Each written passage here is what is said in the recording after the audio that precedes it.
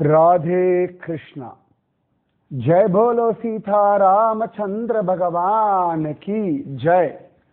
श्री राम जय राम जय जय राम। श्री राम जय राम जय जय राम।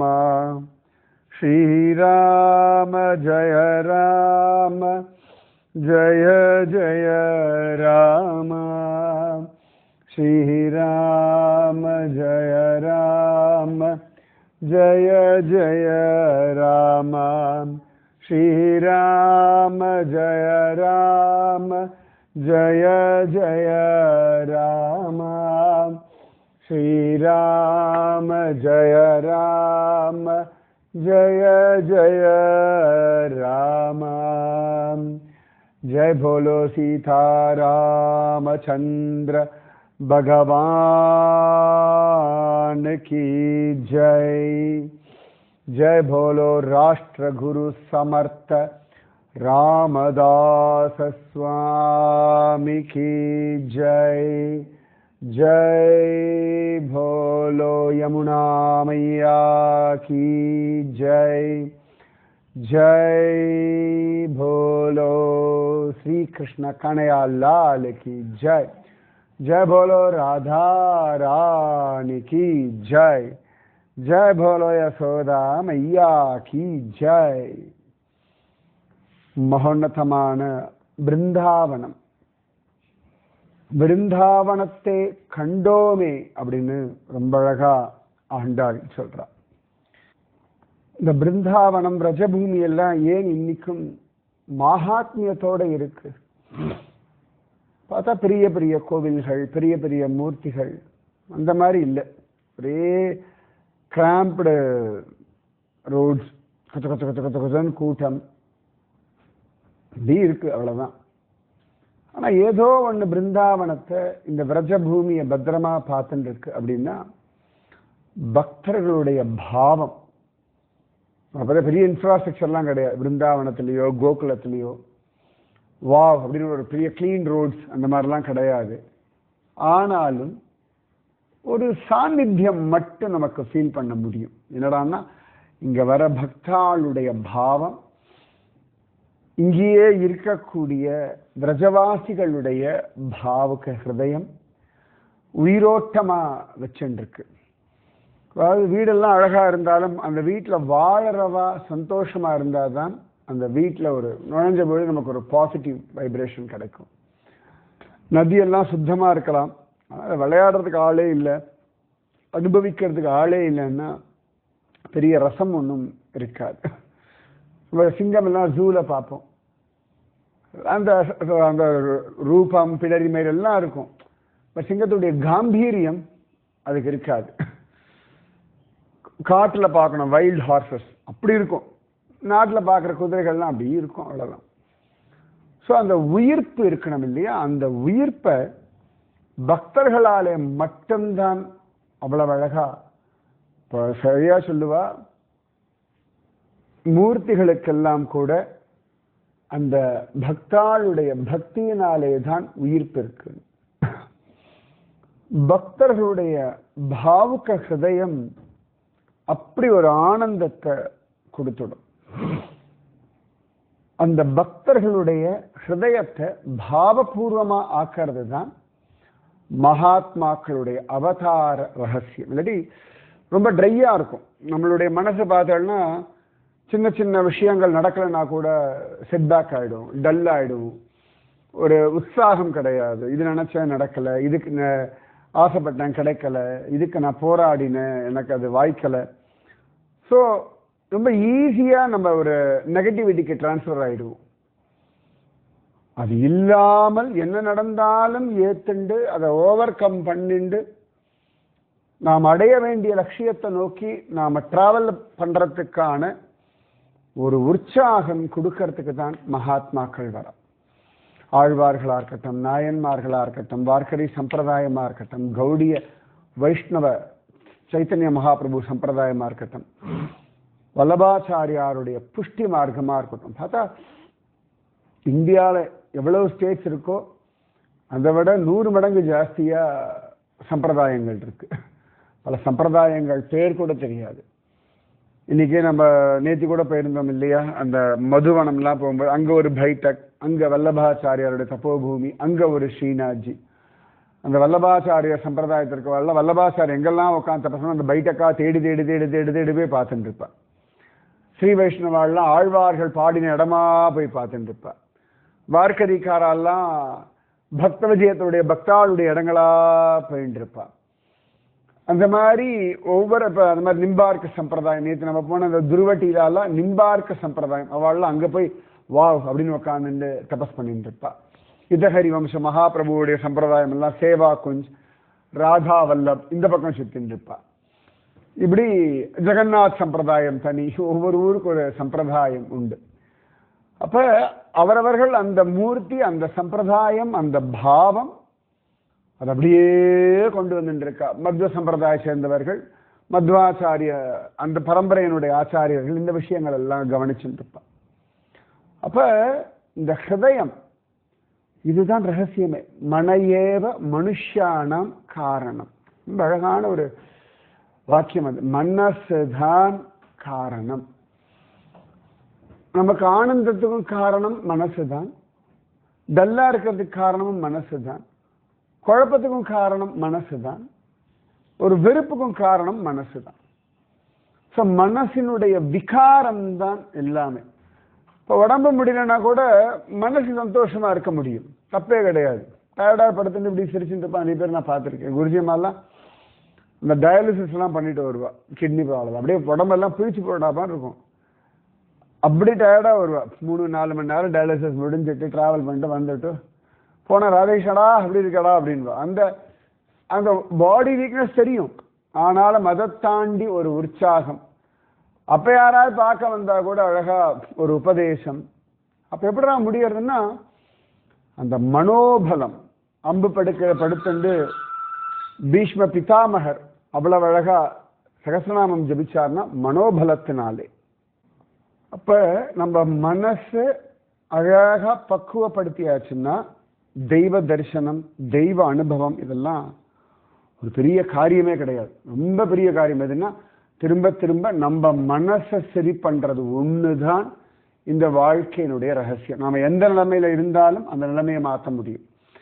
எந்த ஸ்திதியில இருந்தாலும் அந்த ஸ்திதியில இருந்து கம்ப்ளீட்டா வெளில வர முடியும். ஸோ மனசு மாற மாற மாற என்ன ஆகும்னா பகவானை நோக்கி போறோம், மோட்சத்தை நோக்கி போறோம், பிரச்சனைகள்ல இருந்து விலகி போறோம், பிரச்சனைகள்ல இருந்து அழகா நம்மள டைவர்ட் பண்ணிக்கிறோம். ஸோ நம்ம மனசு தான் இந்த ரகசியம். சனாதன தர்மத்துல மனச உத்தேசிதான் எல்லாமே பண்ணிட்டு இருக்கார்கள். சமர்த்த ராமதாசர் சிவாஜிக்கு அப்படி ஒரு மனசை கொடுத்ததுனால தான் அவ்வளவு அழகா அவனால பெரிய பெரிய காரியங்களை சாதிக்க முடிஞ்சது. ஏன்னா மனசு ஒரு டிட்டர்மினேஷன் வச்சுட்டோம்னா அதற்கான வழிமுறைகள் எல்லாமே கடகட கடகடன் தானாவே. சரி, நீங்க 1000 கேள்விகள் கேளுங்கள, உங்களுக்கான பதில்கள் எல்லாம் உள்ளுக்குள்ளேருந்தே வந்துடும்.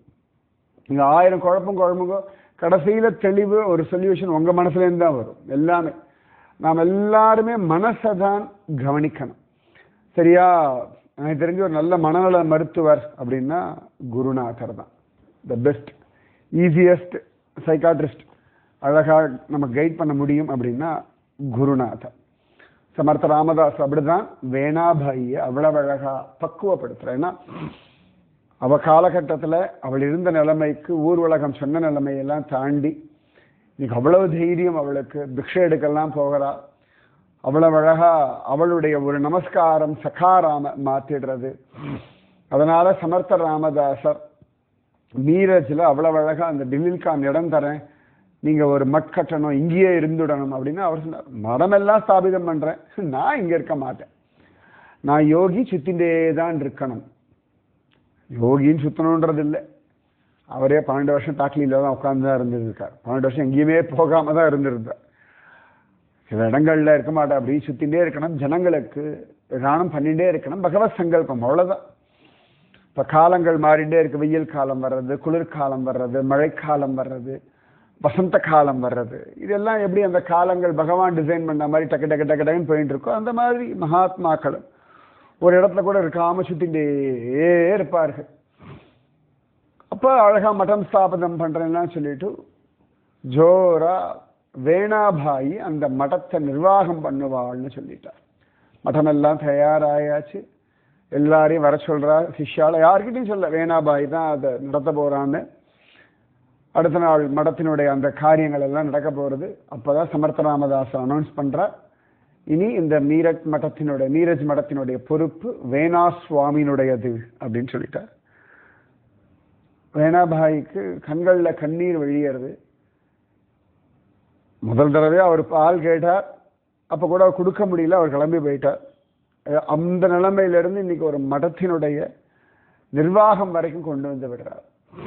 அதே சமயத்துல வேணாபாய்க்கு ஒரு கவலையும் வருதுன்னா, சாஃபல் அப்படின்னா இந்த சிவத்தர்கள் இதெல்லாம் பக்கத்துல நம்ம சமர்த்தரா பாப்பா வருவார்.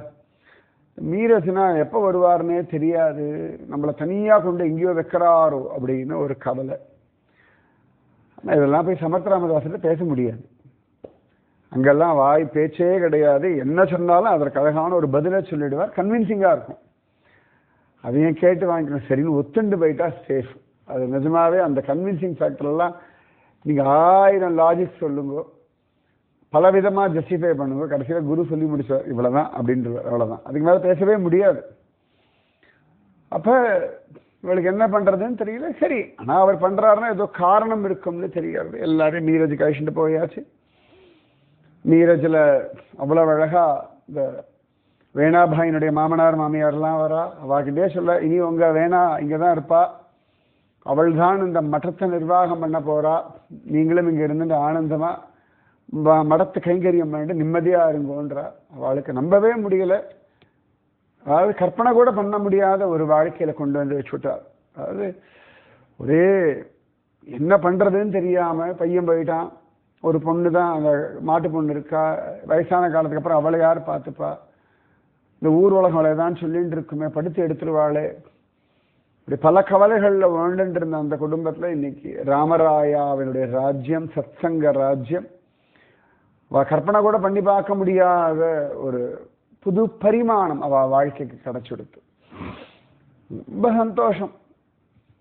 வேணாபாய்க்கு என்ன சொல்றதுன்னு தெரியல, மாமனார் மாமியாருக்கு என்ன சொல்றதுன்னு தெரியல.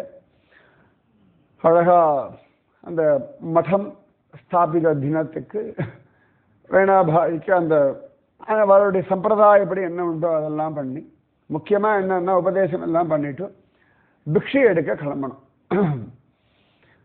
யார் அந்த மடத்தை நிர்வாகம் பண்ண போறாளோ அவ லீட் எடுக்கணும் அந்த பிக்ஷைக்கு.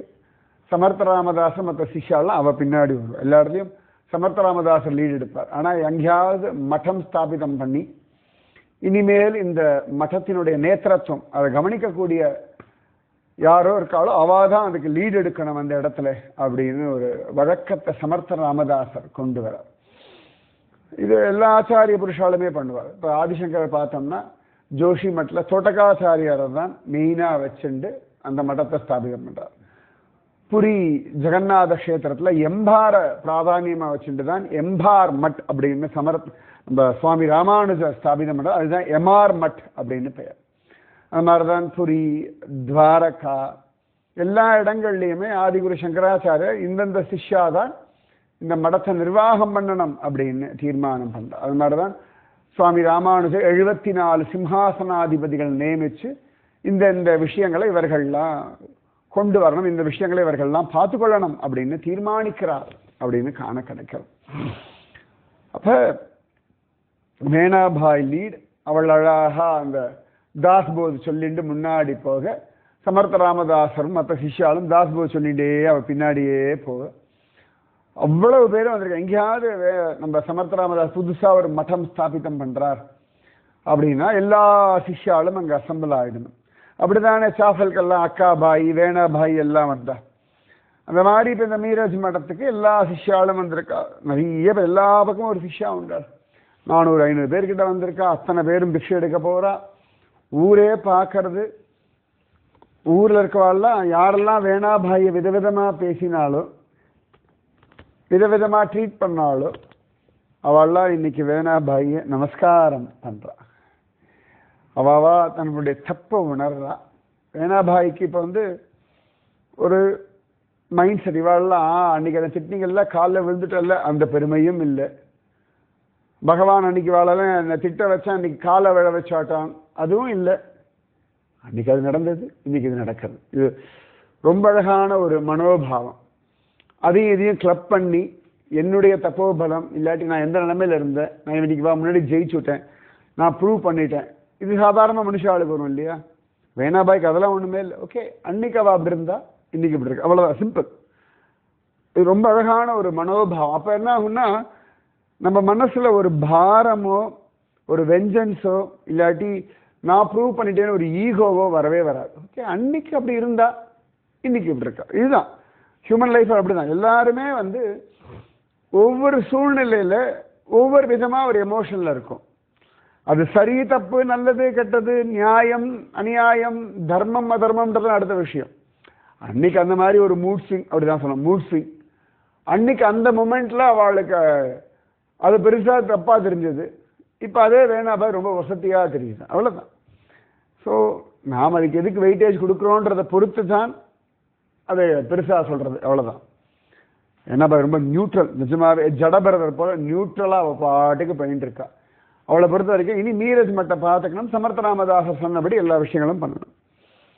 ஊரே அழகா புஷ்பம் எல்லாம் போடுறது, மாமனார் மாமியாரும் ஓரத்தில் நின்று புஷ்பம் எல்லாம் போடுறா, ஊரே அவளுக்கு அழகா பூஜை எல்லாம் பண்றது. சமர்த்த ராமதாசர் அமைதியா பண்ணிட்டு இருக்காரு. எப்படி பலராமன் முன்னாடி போகும்பொழுது கிருஷ்ணன் பின்னாடி தேவேன்னு போவான்னு அந்த மாதிரி இங்க வேணாபாயி போக பின்னாடியே சமர்த்த ராமதாசர் அவளை ஃபாலோ பண்ணிட்டு போறா.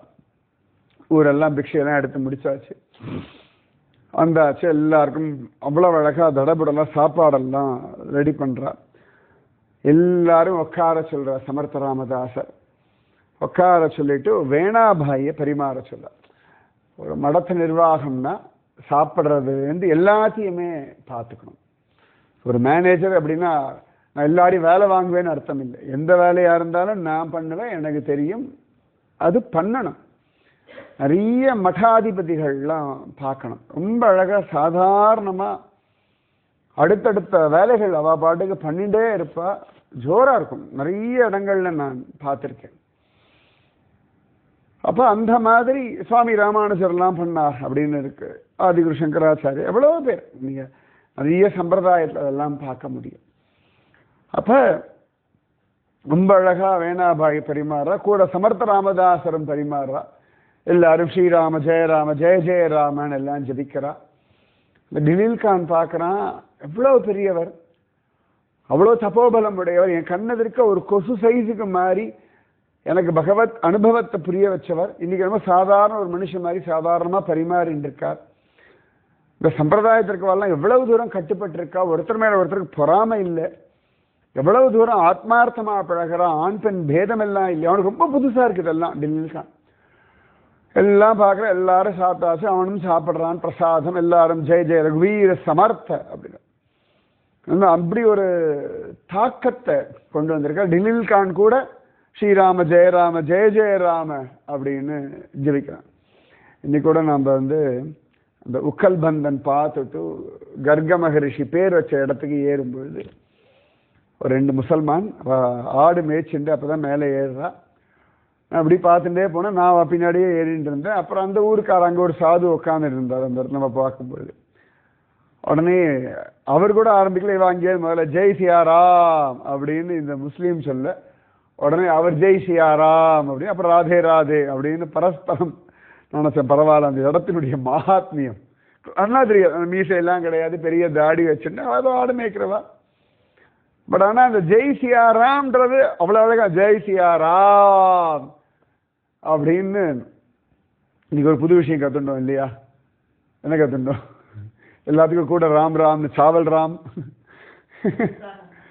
முதல்ல முதல்ல ஃபுல்கா ராம் தான் ஆரம்பிச்சார். ஃபுல்கா ராம், சப்ஜி ராம், அப்புறமா சாவல் ராம், தஹி ராம், லசி ராம், ஸ்வீட், அந்த எல்லாம் நிஜமாவே அழகு இல்லையா? அப்ப அப்ப அந்த பகவன் நாமத்தினுடைய பலம் ஆச்சாரிய புருஷா அவ்வளவு தூரம் கொண்டு வந்திருக்கா. எல்லாருக்கும் பரம திருப்தி. சமர்த்த ராமதாசர் பார்க்குற, சரி ஒரு 8-10 நாள்லாம் இருக்கும்னு இருக்கார். அப்புறம் ஒரு ஸ்டேஜில் கிளம்பலாம், அவ்வளோ ஒரு லெவலுக்கு மேலே பிடிச்சி வைக்க முடியாது சமர்த்த ராமதாசர். அப்போ கிளம்பலாம் அப்படின்னா தீர்மானிக்கும் பொழுது இவளுக்கு ரொம்ப ஒரு எப்போ பார்ப்போம்னு தெரியாது. சமர்த்த ராமதாசரை நிர்பந்திக்க முடியாது, நீ இங்கேயே இருங்கோ அப்படின்னு பிரார்த்திக்கவும் முடியாது. நீங்க அப்பப்போ வந்து தான் ஆகணும், அனுகிரகம் பண்ணித்தான் ஆகணும்னு சொல்லி டிமாண்ட் பண்ணவும் முடியாது. ஆனா உள்ளுக்குள்ள அவ்வளவு இதுவா இருக்கு. அப்போ சமர்த்த ராமதாசர் அழகாவ நமஸ்காரம் பண்றா. இந்த மாதிரி இப்ப சமர்த்த ராமதாஸ் ஏதான ஆசீர்வாதம் பண்ணிட்டு போவார். அவருக்கு எதான வேணும், சமர்த்த ராமதாசர் இருந்து ஒரு பிடிமானம் வேணும் லைஃப் ஓட்டுறதுக்கு. இனி இந்த மீராஜ் அந்த மதம் அந்த வேலைகள்லாம் அவளுக்கு பெரிய விஷயம்லாம் கிடையாது, அதெல்லாம் மெயின்டைன் பண்ணிடுவோம். அந்த அளவுக்கு அவர் தயார் பண்ணியிருக்கார். ஆனா அவளுக்கு அந்த ஆத்மாவுக்கு ஒரு பிடிப்பு வேணும் இல்லையா வாழ்க்கையை ஓட்டுறதுக்கு. கொங்கில் பிராட்டி கேட்குற மாதிரி இவளுக்கு ஒரு ஆசை, சமர்த்த ராமதாசருடைய பாதுகை கிடைச்சாச்சுன்னா அந்த பாதுகை வச்சுண்டு ஓட்டிடலாம் அப்படின்னு ஒரு தீர்மானம் அவளுக்கு. ஏன்னா ஆச்சாரியனை தாங்கிற பாதுகையாச்சு, பரதன் போல. கேட்கறதுக்கு தோணலை. ஏன்னா சமர்த்த ராமதாசர் தான் எல்லாமே அவராக தீர்மானிக்கிறார். அவள் லைஃப் எதுக்கும் எதுவும் கேட்டதே இல்லை, எல்லாம் அடுத்தடுத்த லெவல் அவரா எடுத்துட்டு போயிட்டார். இப்போ கேட்கணும்னு தோன்றது, ஆனால் எப்படி கேட்கறது இது வரைக்கும் சமர்த்த ராமதாசர் எதையும் கேட்டதே கிடையாது. அவள் அந்த மாதிரி ஒரு நிலைமை வந்ததில்லை. அவர் எந்த இடத்த எப்படி வச்சிருக்காரோ அந்த இடத்துல அப்படியே இருந்துட்டவள். அவருடைய சொத்தாகவே இருந்துட்டாள். ஆனால் இப்போ ரொம்ப தீவிரமா ஆசை. இப்போ சமர்த்த ராமதாஸ் அவர் எப்பயும் ஒரு ஜோல்னாவோட தான் அழுவார். ஆனால் ஜோல்னாக்குள்ள கையை விட்டா இவருக்கு கண்களில் கண்ணீர், என்னன்னு தெரியலையே. சாதாரண ஒரு ஜோல்னாக்குள்ளே இந்த குபிடி வச்சிருப்பா, அதை எடுத்து கையில் வச்சுட்டு காமிடுவா, ஜெய் ஜெய் ரகுவீர் சமர்த்த அப்படின்னு. உள்ள கை விட்டா அவர் கையாலேயே எழுதின தாஸ்போத், அதை எடுத்து வேணாபாய் கிட்ட கொடுத்தா. இந்த தாஸ்போத் இனி உங்ககிட்டயே இருக்கட்டும், இது பக்தி கிரந்தம் மட்டும் இல்லை, பூஜைக்கான விஷயம் மட்டும் இல்லை, இதை நல்லா உள்வாங்கணும், நிறைய விசாரம் பண்ணணும், அந்த பிரம்ம ஞானம் சித்திக்கட்டும், இப்படி எல்லாம் சொல்றார். அவளுக்கு ரொம்ப சந்தோஷம். உடனே அதை வாங்கிண்டா, தலைமையில வச்சுண்டா, கண்ணில் ஒத்திண்டா. அங்க ஒரு பீட்டம் இருக்கு, அந்த பீட்டத்தை மேல தாஸ்போதை வச்சா. அப்ப சமர்த்த ராமதாஸ் சிரிச்சுட்டே சொல்றார், இனி நான் வேற இல்லை, தாஸ்போத் வேற இல்லை அப்படின்னார். நான் தான் அதுதான் நான் அப்படின்னு. ஏற்கனவே அவளுக்கு அந்த பாவம் தான். அதனாலதான் இந்த சக்காரம் படுத்துண்டு தாஸ்போத் வாசிக்கும் பொழுது நமஸ்காரம் பண்ணிட்டா, சமர்த்த ராமதாசர் தான் அங்க இருக்கார் அப்படின்னு. இது மாதிரி அசாத்தியமான ஒரு பாவம். எப்படி நமக்கு ராமாயணம் பாகவதம் இதெல்லாம் பிரத்யக்ஷ பகவத் ஸ்வரூபம் அப்படின்னு சொல்றோமோ, பகவத்கீதா நாராயணீயம் இதெல்லாம், அந்த மாதிரி தாஸ்போத் பிரத்யக்ஷ சமர்த்த ராமதாசர். சந்தோஷம் அவளுக்கு. அப்ப சமர்த்த ராமதாசர் இப்படி பார்த்தார், ஒன்றும் பேசல, இப்படி சிரிக்கிறார். இந்த குருவுக்கு கொஞ்சம் குசும்பெல்லாம் உண்டு. இப்படி ரொம்ப சாதாரணமாகவும் இருப்பா, ரொம்ப குசும்பும் உண்டு, ரொம்ப ஜட்ஜே பண்ண முடியாது, அவ்வளவுதான். அப்ப இப்படி பார்க்கிறார் சமர்த்தாம. திருப்பியும் தன் ஜோல்னாக்குள்ள கையை விட்டார். அழகா ராம லக்ஷ்மண சீதா மூர்த்தி அதை எடுத்து கொடுத்து, அழகா ஜம்முன்னு இதை வச்சுக்கோங்க அப்படின்னு விட்டார். அதையும் வாங்கிட்டார். ஆனா இவ எதிர்பார்க்கறத தவிர பத்தெல்லாம் கொடுத்துருக்க. தாஸ்போதை கொடுத்தாச்சு, ராமணி கொடுத்தாச்சு, எல்லாம் கொடுத்தாச்சு. அப்ப சமர்த்தாமஸ் அப்படின்னார். உடனே கொஞ்சம் அப்படி தைரியத்தெல்லாம் வர வச்சுட்டு கையை கூப்பிட்டு, மகாராஜ் தாஸ்போத் இருக்கு, ராமராயா இருக்கான், எல்லாம் வாஸ்தவம். குரு இருந்தா தானே இதோடைய பலம் எல்லாம் புரியும். எனக்கு உங்க சாட்சாத்காரம் வேணும். ஆசீர்வாதம் பண்ணிருக்கார், உபதேசம் பண்ணிருக்கார், இன்னைக்கு மதத்தை நிர்வாகம் பண்ற ஸ்திதியில கொண்டு வந்து வச்சிருக்கார். பட் ஸ்டில் எனக்கு இந்த சாட்சாத்காரம் பிரத்யக்ஷத்துல வேணும். எனக்கு நேரையா எஸ் அப்படின்னு எனக்கு தெரியணும் அப்படின்னா. இப்ப சமர்த்த ராமராயா இருக்கானே, தாஸ்போத் இருக்கே, குரு உபதேசம் தான் கூட இருக்கே, வேற என்ன வேணும்? பிரத்யக்ஷம்ன்றதெல்லாம் மனசினுடைய பாவத்தினால தானே. கண்ணெதிர்க்க இருந்தாலும் பாவம் இல்லைன்னா ஒன்றும் பெரிய ஒரு ஈர்ப்பு இருக்காது. எங்கேயோ தூரத்துல இருந்தாலும் கூட நிஜமாவே அது நமக்கு ஒரு பாவத்தை கொடுக்கும். பகவான் கோபிகளுக்கு அப்படித்தானே சொல்றான், உங்களுடைய பக்தி அதிகமா எடுத்து அதனால வந்தேன் அப்படின்னு தான் சொல்றோம். இப்ப பக்கத்துல இருக்கோமா தூரத்துல இருக்கோமான்னு இல்லை. இப்ப அர்ஜுனனுடைய தேர் தட்டுல பார்த்தோம்னா அர்ஜுனன் கிருஷ்ணன் 2 பேர் தான் இருக்கா. பகவானே அவன் தேர் தட்டுல உட்கார்ந்து இருக்கான். ஆனா அர்ஜுனன் மனசு என்ன எடுத்து கிருஷ்ணன் கிட்ட இல்லை, வெளியில இருக்கக்கூடிய துரியோதனாதிகள் கிட்ட போயிடுத்து. கிருஷ்ணன் கூடவே இருந்தாலும் அழறான், புலம்பறான், நடுங்குறான், காண்டீபம் கையை விட்டு நழுவுறதுன்றான், வாய் வளர்ந்து போகிறதுன்றான், தோலெல்லாம் எரியறதுன்றான். கிருஷ்ணன் கூடவே இருக்கான். இத்தனை கிருஷ்ணன் கிட்டேயே சொல்றான். பகவான் கேட்டுட்டே இருக்கான், கிருஷ்ணன் தான் கூட இருக்கானே, அப்படியே எப்படி வரணும் அப்படின்னா மனசு கிருஷ்ணன் கிட்ட இல்லை. அதே பீஷ்ம பிதாமகர் ஆப்போசிட் சைடில் இருக்கார், துரியோதனாதிகள் சைடில் தான் இருக்கார். ரொம்ப ஜாலியாக சண்டை போடுறார், துள்ளி கூட டென்ஷனே ஆகலை. எல்லாரும் பார்க்க சாதாரணமாக சண்டை போட்டு இருக்கார். அந்த யுத்தத்தில் பகவான் ஒரு நாள் சக்கரத்தை எடுத்துட்டு கொண்டு போடுறேன் அப்படின்னு வரும்பொழுது கூட பீஷ்ம சிரிச்சுட்டு வா வா வா வான்ற. இருந்தது துரியோதனாதிகள் பக்கமா இருந்தாலும் மனசு கண்ணன் கிட்ட இருந்தது. அந்த பாவம் மனசு எங்க இருக்கு அதுதான். அப்ப சமர்த்தராமதாசர் மனசு தானே. சமர்த்தராமதாஸ் சிஷ்யாச்சு, மனசுதான் சுவாமி.